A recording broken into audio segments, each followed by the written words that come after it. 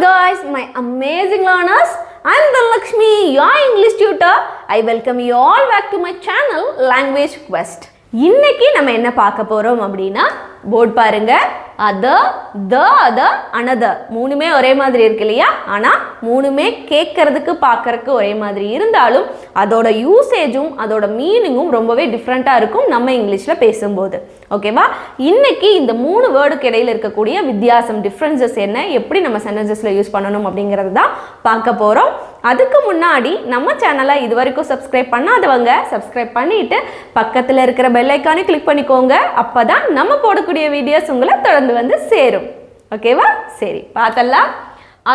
இதோட மீனிங் என்ன அப்படின்னா வேற இல்லைனா வேறு, இது மாதிரிலாம் சொல்றதுக்கு நம்ம அதர் அப்படிங்கறத யூஸ் பண்ணுவோம். அதாவது டிஃப்ரெண்டான சில விஷயங்களை மென்ஷன் பண்ணும்போது அதர் அப்படிங்கறத யூஸ் பண்ணுவோம். எக்ஸாம்பிளுக்கு சொல்லணும்னா I want to read other books அப்படின்னு என்ன அர்த்தம்? எனக்கு வேறு புக்ஸ் எல்லாம் நான் ரீட் பண்ணணும் அப்படின்னு அர்த்தம். ஸோ வேறு அப்படி சொல்லும்போது அதர் அப்படிங்கிற வேர்ட் யூஸ் பண்ணி நம்ம பேசுகிறோம். ஓகேவா?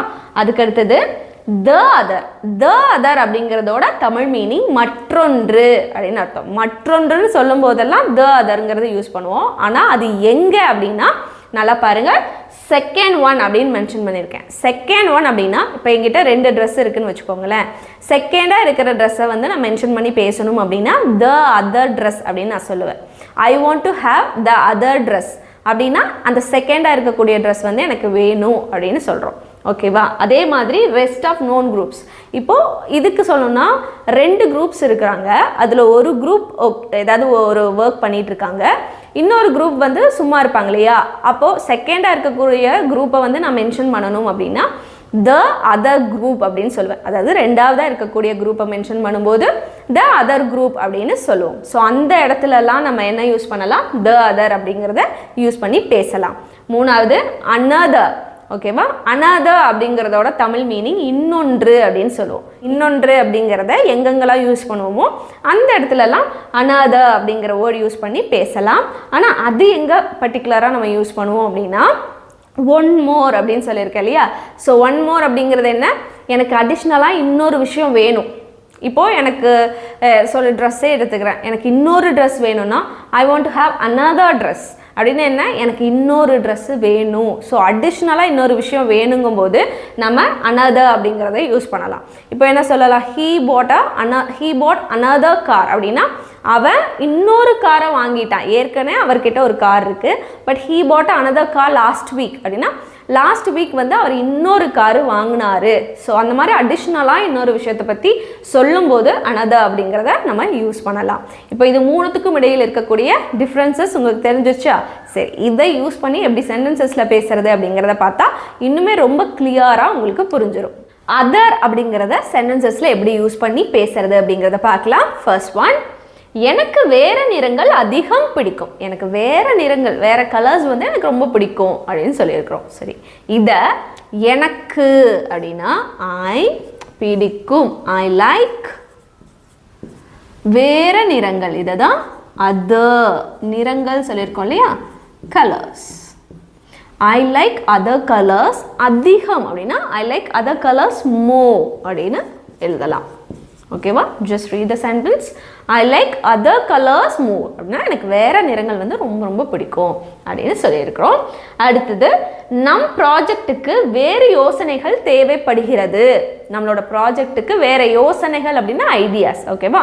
ஸோ இதை எப்படி எழுதலாம் அப்படின்னா நம், we தேவைப்படுகிறது, we need. ஓகே? அதர் வேறு யோசனைகள் அப்படின்னா other ideas. Okay? we need other ideas. எதுக்கு? ப்ராஜெக்ட்டுக்கு இல்லையா? ஸோ அதை for the project. Read the sentence now. we need other ideas for the project அப்படின்னு சொல்லணும். தேர்ட் ஒன், வேறு உடைகள் காட்ட முடியுமா? இதெல்லாம் நம்ம எங்கே வேறு உடைகள் காட்ட முடியுமா? இதை எங்கே கேட்கலாம்? ஆக்சுவலாக ட்ரெஸ் ஷாப்க்கெல்லாம் போனோன்னா கண்டிப்பாக கேட்போம் இல்லையா? ஸோ இது எப்படி எழுதலாம் அப்படின்னா can you show me other dress, அவ்வளோதான்.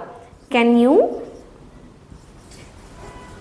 ஷோ மீ, எனக்கு தானே காட்ட சொல்கிறோம். So can you show me other dresses, உடைகள் அப்படி இருக்கு இல்லையா? dresses. Okay, can you show me other dresses? அப்படின்னா வேறு உடைகள் காட்ட முடியுமா அப்படி சொல்லி கேட்குறது. பாருங்க, இந்த லாஸ்ட் ஒன் பாருங்க. அவனுக்கு வேற பிரச்சனைகளும் உள்ளன. அவனுக்கு வேற பிரச்சனையும் இருக்கு அப்படி சொல்லி சொல்றது. ஸோ இது இன்னைக்கு உங்களுக்கான ஹோம்ஒர்க். இதை நீங்க தான் பண்ணணும். காமெண்ட்ல கண்டிப்பா இதுக்குண்டான ஆன்சர் என்ன அப்படிங்கிறத போடுங்க. அடுத்தது பாருங்க, the other. ஸோ இதோட மீனிங் என்ன சொல்லியிருந்தோம்? மற்றொன்று, மற்றொரு இப்படியெல்லாம் சொல்கிறதுக்கு வந்து the other அப்படிங்கிறது யூஸ் பண்ணுவோம். ரெண்டு விஷயங்கள் இருந்ததுன்னா செகண்ட் ஒன்னை குறிக்கும் போது நம்ம சொல்லுவோம் அப்படின்னு சொல்லியிருந்தோம் இல்லையா? சரி, இதில் ஃபர்ஸ்ட் ஒன் பாருங்க, மற்ற மாணவர்கள் வெளியே காத்திருக்கிறார்கள் அப்படின்னு சொல்கிறேன். மற்ற மாணவர்கள் அப்படின்னா என்ன அர்த்தம்? ஒரு குரூப் ஆஃப் ஸ்டூடெண்ட்ஸ் வந்து உள்ளே இருக்காங்க, இன்னும் குரூப் ஆஃப் ஸ்டூடெண்ட்ஸ் வந்து வெளியே இருக்கிறாங்க, அவங்க வெயிட் பண்ணிட்டு இருக்காங்க அப்படின்னு சொல்லியிருக்கோம். ஸோ இதை பாருங்க, மற்ற மாணவர்கள் த, இதில் மற்ற மாணவர்கள்னா the other students, the other students are waiting. எங்க? வெளியிலையா? outside. ரீட் பண்ணுங்க. the other students are waiting outside அப்படின்னு சொல்லியிருக்கிறோம். செகண்ட் ஒன், அவன் மற்றொரு சட்டையை தேர்ந்தெடுத்தான். அவன் மற்றொரு சட்டையை தேர்ந்தெடுத்தான் முடிஞ்சிருச்சு, பாஸ்ட் டென்ஸ். ஸோ அவன், he தேர்ந்தெடுத்தான், he chose. என்ன வேணும்? மற்றொரு சட்டை இல்லையா? அப்போ the other, he chose the other சட்டையை அப்படின்னா ஷர்ட். ஓகேவா? he chose the other shirt அப்படின்னு சொல்லியிருக்கிறோம். தேர்ட் ஒன், காகிதத்தின் மற்றொரு பக்கம் காலியாக உள்ளது. காகிதத்தின் மற்றொரு பக்கம் காலியாக இருக்கு, எம்டியா இருக்கு அப்படின்னு சொல்லியிருக்குமா? ஸோ இதை மற்றொரு பக்கம் அப்படிங்கிறத ஃபர்ஸ்ட் வரும். அப்போ என்ன வரும்? the other side, the other side of the paper is blank. The other side of the paper is blank அப்படின்னு சொல்லணும். ஓகேவா? லாஸ்ட் ஒன் பாருங்க, அவள் மற்றொரு அறைக்கு சென்றாள். அவள் மற்றொரு அறைக்கு சென்றாள் அப்படின்றத நான் சொல்ல மாட்டேன், நான் சேஞ்ச் பண்ண போகிறதில்ல, நீங்கள் தான் சேஞ்ச் பண்ண போகிறீங்க. இந்த சென்டென்ஸும் இன்னைக்கு உங்களுக்கான ஹோம்ஒர்க். ஓகேவா? இது எப்படி பண்ணணும் அப்படிங்கிறத காமெண்ட்டில் சொல்லுங்கள். இப்போது another அப்படிங்கிறத சென்டென்சஸில் யூஸ் பண்ணி எப்படி பேசலாம் அப்படிங்கிறத பார்க்கலாம். another அப்படின்னா இன்னொன்று, இன்னொரு அப்படி சொல்கிறதுக்கு யூஸ் பண்ணுவோம் இல்லையா? சரி, ஃபர்ஸ்ட் ஒன் பாருங்க, எனக்கு இன்னொரு கப் டீ கிடைக்குமா? எனக்கு இன்னொரு கப் டீ கிடைக்குமா அப்படி சொல்லி கேட்குறோம். ஸோ இதை எனக்கு கிடைக்குமா அப்படி சொல்கிறோம் இல்லையா? So can I have, can I have another இன்னொரு கப் டீ இல்லையா? அப்போது can I have another cup of tea. அவ்வளோதான். Can I have another cup of tea அப்படின்னா எனக்கு இன்னொரு கப் டீ கிடைக்குமா அப்படின்னு அர்த்தம். செகண்ட் ஒன், இன்னொரு படம் பார்க்கலாம், இன்னொரு படம் பார்க்கலாம் அப்படி சொல்கிறோம். ஸோ இதை எப்படி எழுதுவோம் அப்படின்னா, லெட்ஸ் வாட்ச், இன்னொரு படம் இல்லையா? லெட்ஸ் வாட்ச் another, என்னது படம் அப்படின்னா another மூவி. அவ்வளோதான். லெட்ஸ் வாட்ச் another மூவி அப்படின்னு சொல்லியிருக்கிறோம். அடுத்தது, அவனுக்கு இன்னொரு வாய்ப்பு தேவை.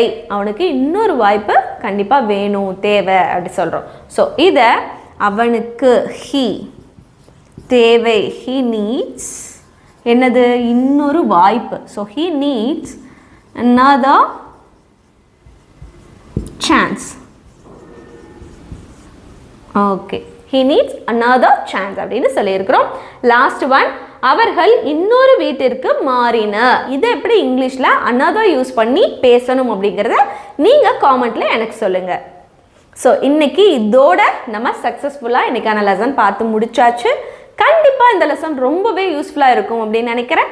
நீங்களும் அதே மாதிரி நினச்சிங்கன்னா நீங்கள் செய்ய வேண்டிய ஒரே விஷயம், நம்ம சேனலை சப்ஸ்கிரைப் பண்ணிவிட்டு பக்கத்தில் இருக்கிற பெல் ஐக்கானையும் கிளிக் பண்ணிக்கோங்க. அப்போ தான் நம்ம போடக்கூடிய வீடியோஸ் உங்களை தொடர்ந்து வந்து சேரும். நான் உங்களை இன்னொரு யூஸ்ஃபுல்லான வீடியோவில் பார்க்குறேன். Until then, take care. Bye-bye.